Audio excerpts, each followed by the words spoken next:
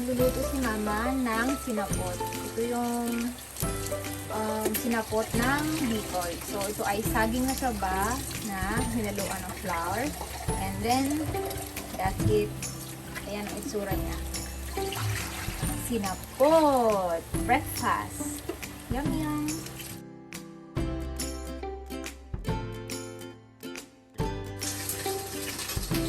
So, ayan, as you can see, ganyan ang pagka-itsura niya. So crunchy. Perfect gawing sinapot po yung saging na saba na hindi siya hilaw, hindi siya masyadong hinog. Yung sakto lang, para mas masarap siya kainin. Crunchy. So, ayan. Super sarap yung breakfast namin ngayon. Tapos, nagkakapi ako ng issue. Diba? They're very delicious. Mainit pa. Kaya medyo ang hirap na ng hawakan. Tingnan mo, ang sarap niyang lagyan ng condensed milk or peanut butter or asukal or honey or chocolate, Hershey.